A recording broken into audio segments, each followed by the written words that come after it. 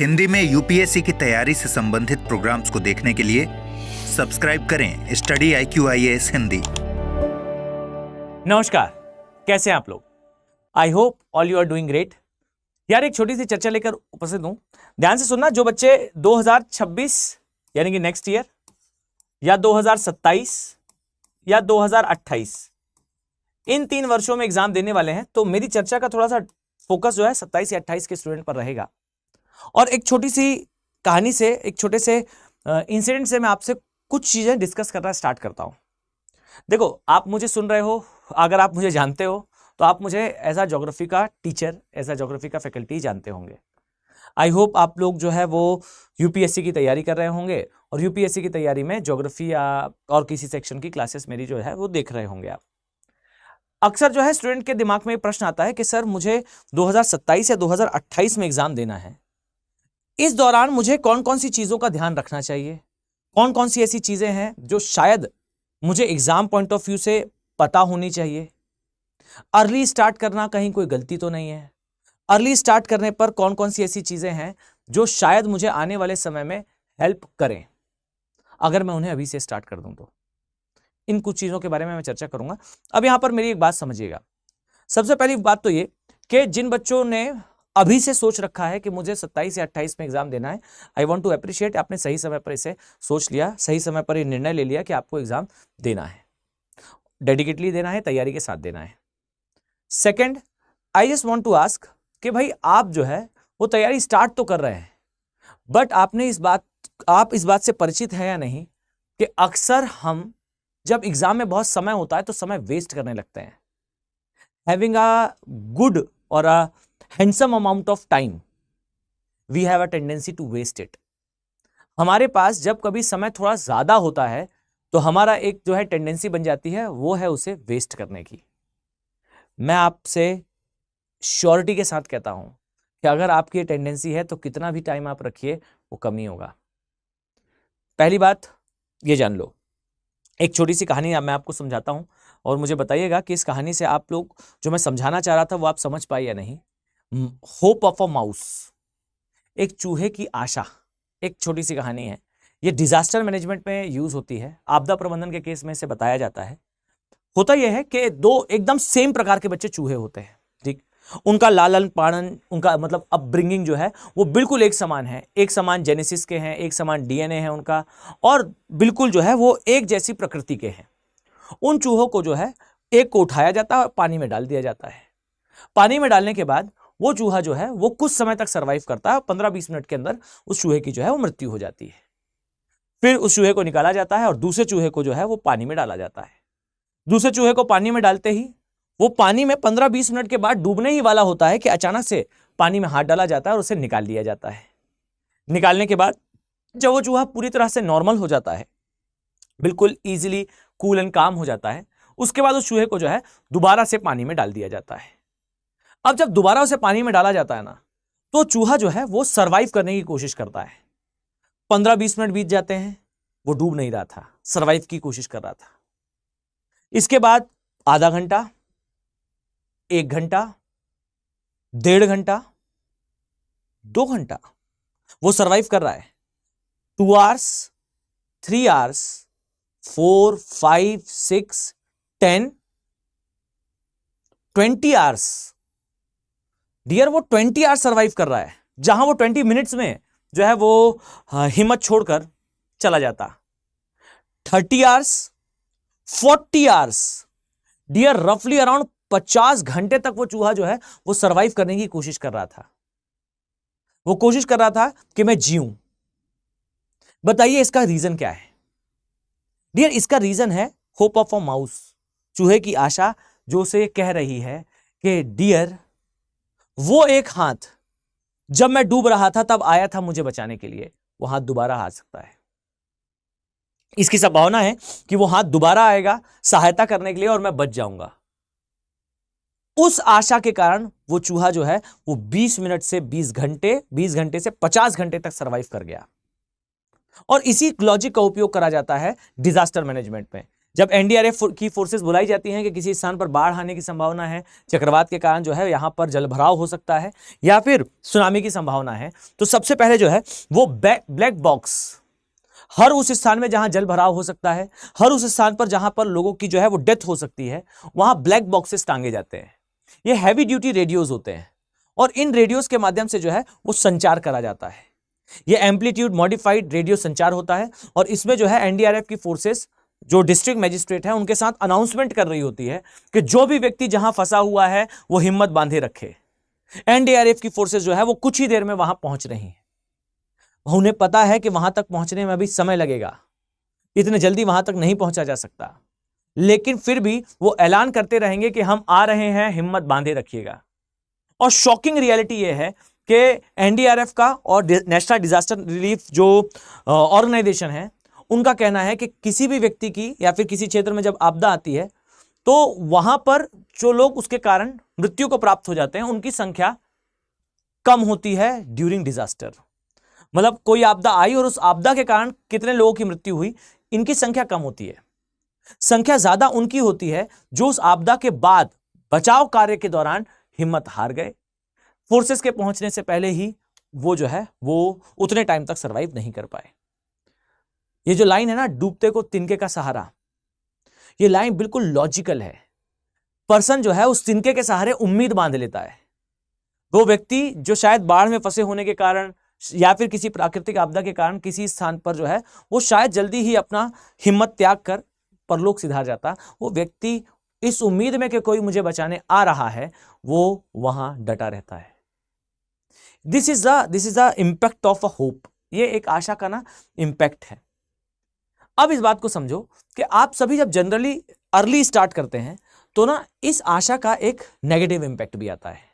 तो इतनी देर में मैंने आपको समझा दिया भाई कि आशा पॉजिटिव चीज है, उम्मीद पॉजिटिव चीज है। बट अब एक नेगेटिव चीज सुनिए। उम्मीद ना समय के साथ बहुत ज्यादा हो जाती है खुद से, जब हमें यह पता होता है कि समय ज्यादा है। अब ना इस कारण से हम जो है वो एक तो समय को वेस्ट करने लगते हैं और अपने आप से कुछ ज्यादा एक्सपेक्ट करने लगते हैं। जब उम्मीद ज्यादा होती है तो हमारी अपने आप से एक्सपेक्टेशन ज्यादा होती है। अब यहां समझिए कि मुझे पता है कि भाई मैं तैयारी कर रहा हूं, सही दिशा में तैयारी करूं, सही समय पर मैंने शुरू कर दिया है, मेरा सिलेक्शन जो है वो हो सकता है। अब मैं क्या करता हूं, मैं बेसिक से स्टार्ट करते हुए कुछ कुछ चीजें रीड करना स्टार्ट करता हूं। मैं एनसीईआरटी रीड करता हूं, फिर मैं रेफरेंस बुक्स पर आता हूं।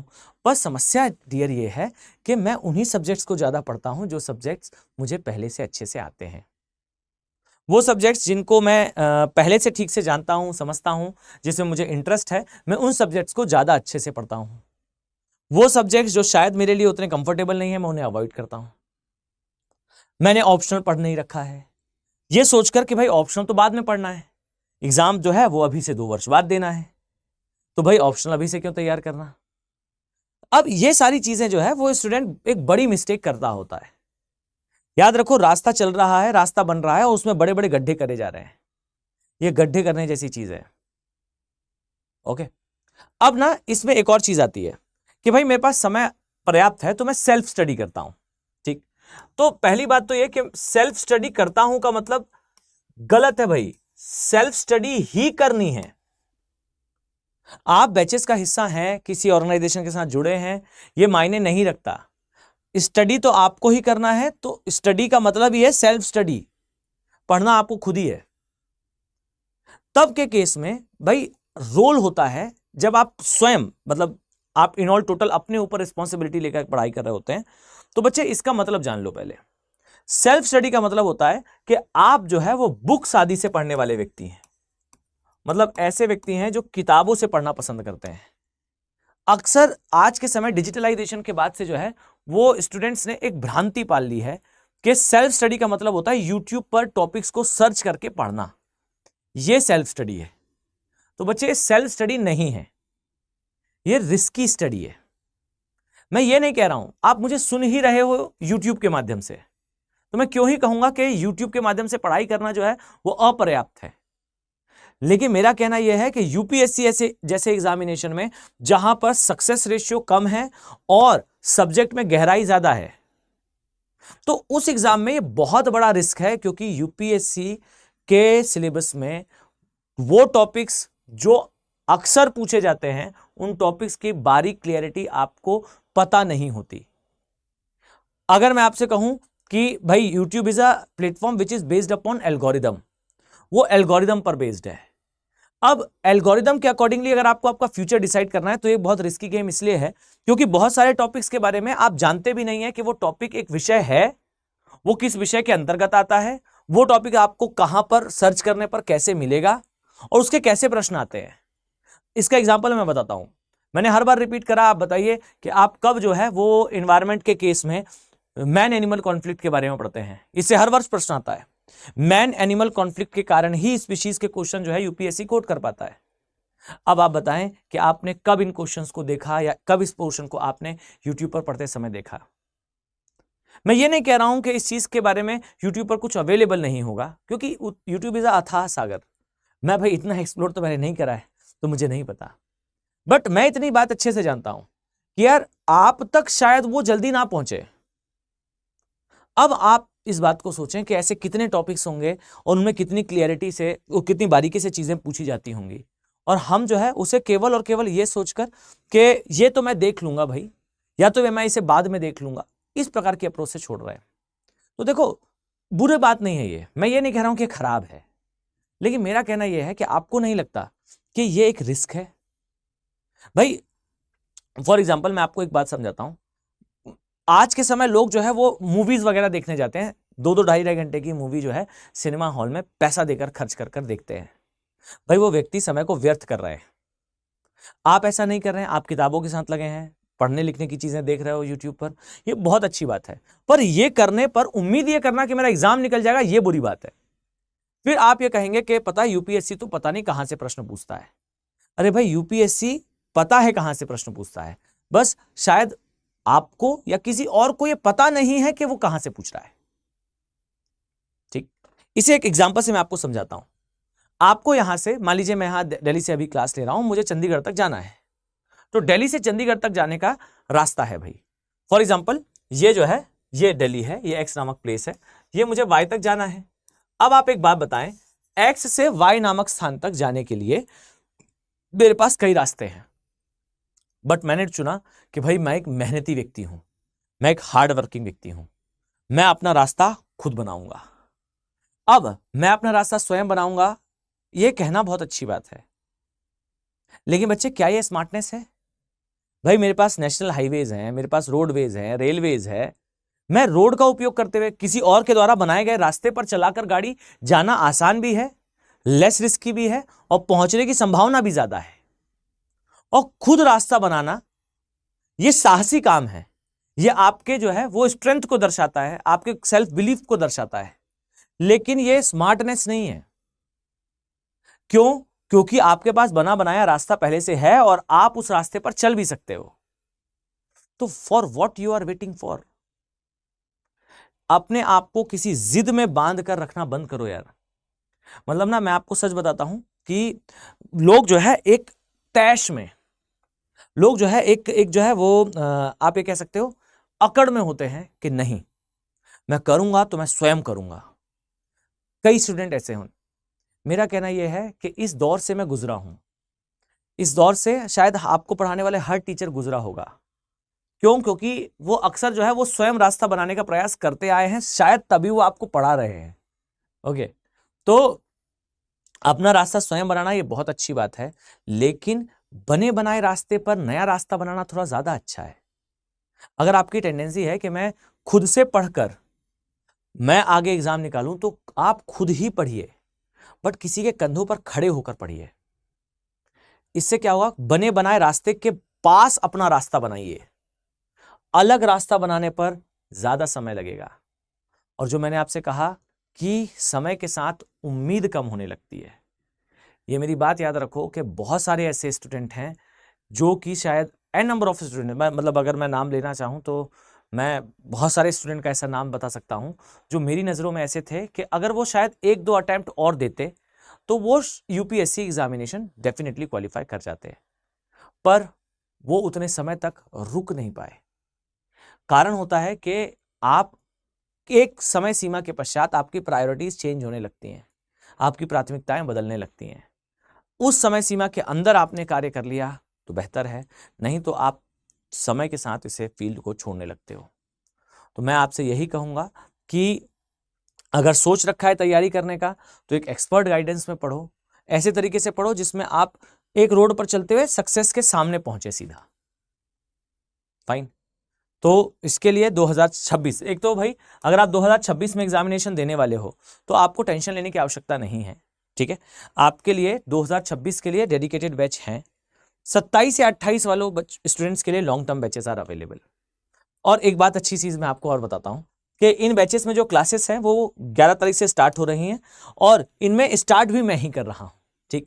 तो मेरे साथ आप जो है वो ज्योग्राफी की जर्नी को स्टार्ट कर पाओगे। लॉन्ग टर्म बैच है तो इसमें ना 2 तरीकों से पढ़ाया जाता है। एक, पहले सब्जेक्ट्स का बेसिक्स आपको क्लियर करा जाता है, फिर आप उन्हीं सब्जेक्ट का एडवांस फॉर्म पढ़ते हैं।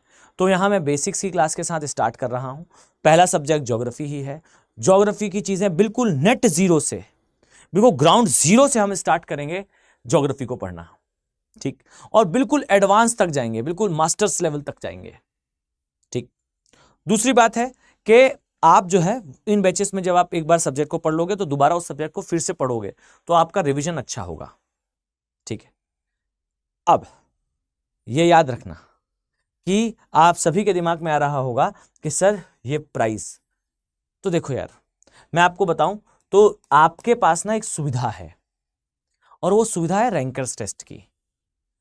हर बार आर्थिक प्रॉब्लम्स, इकोनॉमिक कंस्ट्रेंट्स होते हैं, इनका ना सॉल्यूशन है खुद पर विश्वास रखो। मैं आपको उदाहरण बताता हूं। पहले तो इस सुविधा जान लो कि इनमें 11,000 का कैश प्राइस है, रैंकर्स टेस्ट होता है हर महीने, फर्स्ट रैंक लाओ, अपनी 100% फी रिटर्न पाओ, ठीक। फर्स्ट रैंक लाओ और 11,000 का कैश प्राइस पाओ, 100% फी रिटर्न प्री क्वालिफाई होने पर है। अब ना इस बात को समझो कि अभी इससे पहले जो बैच था, जो शायद 5 मई या 29 मई ऐसा कुछ तो भी डेट है, मैंने उसमें जो है ज्योग्राफी स्टार्ट की थी, अभी ज्योग्राफी कंप्लीट की है, ठीक। उसके बीच में जो है वो 1 महीने में टेस्ट होता है, हर माह टेस्ट होता रहता है, एक निश्चित डेट होती है।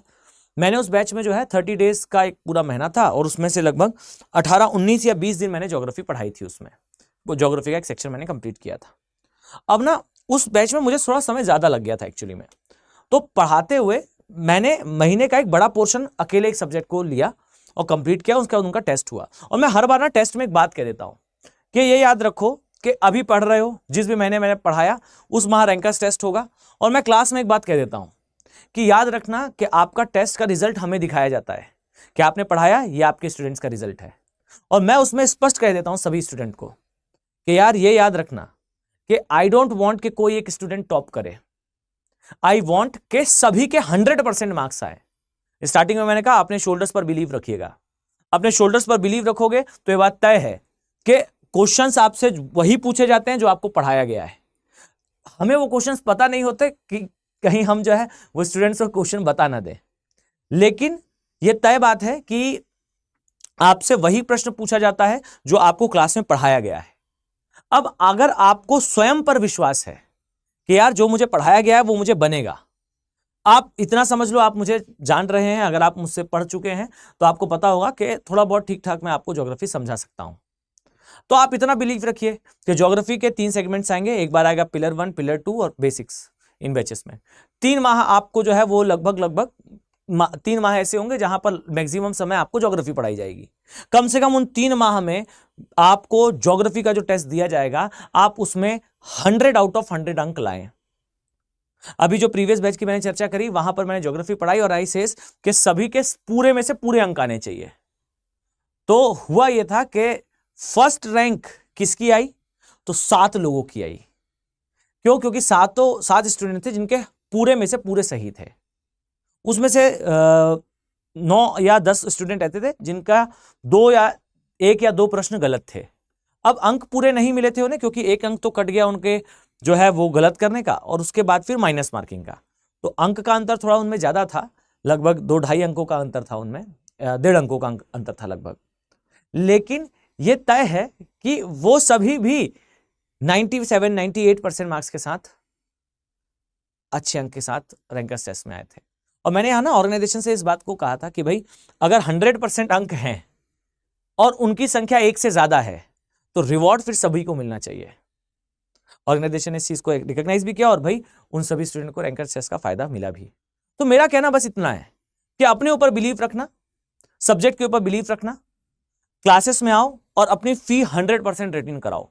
जब ऑर्गेनाइजेशन कह रहा है कि वो जो है वो आपको मोटिवेटेड फील कराने के लिए कुछ रिवॉर्ड देने तैयार है, तो what you are waiting for, आप एनरोल कीजिए और जो आपका रैंकर्स टेस्ट होगा उसमें फर्स्ट रैंक लाइए और अपनी सारी प्रॉब्लम्स का सॉल्यूशन कर लीजिए। राइट, इसका ध्यान रखना।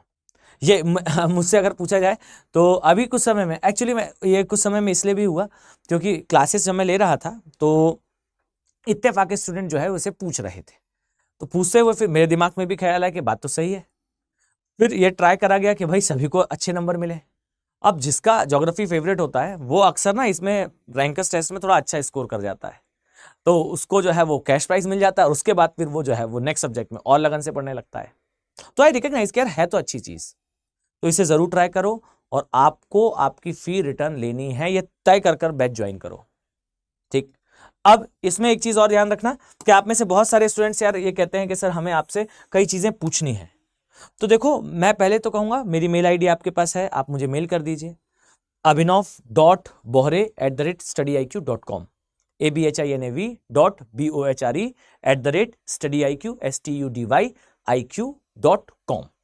इस पर आप मुझे मेल कर दो, नहीं तो सेम नाम अभिनव बोहरे ज्योग्राफी, इस नाम से मेरा टेलीग्राम चैनल है, आप मुझे टेलीग्राम चैनल पर मैसेज कर दो।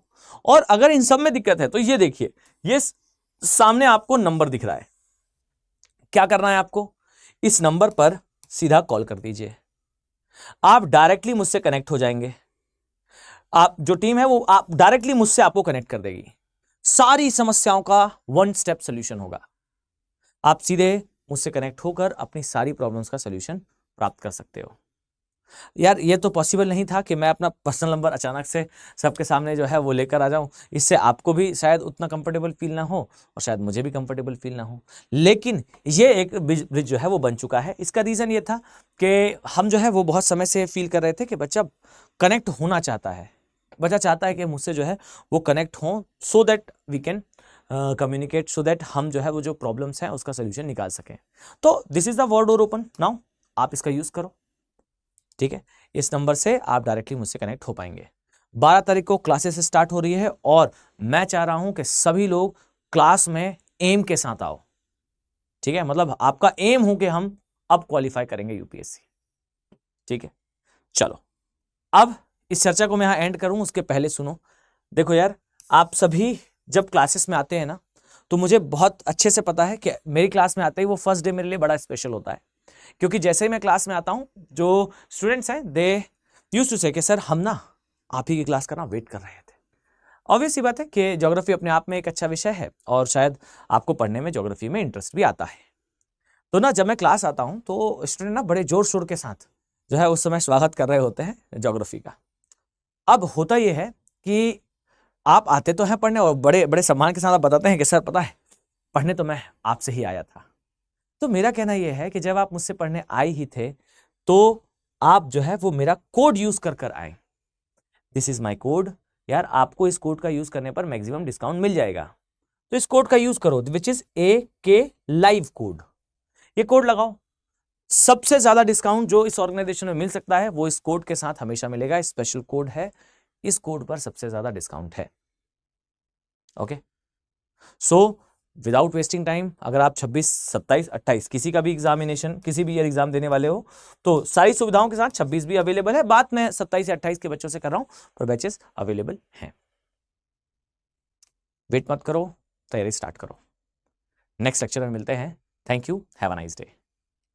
हिंदी में यूपीएससी की तैयारी से संबंधित प्रोग्राम्स को देखने के लिए सब्सक्राइब करें स्टडी IQ IAS हिंदी।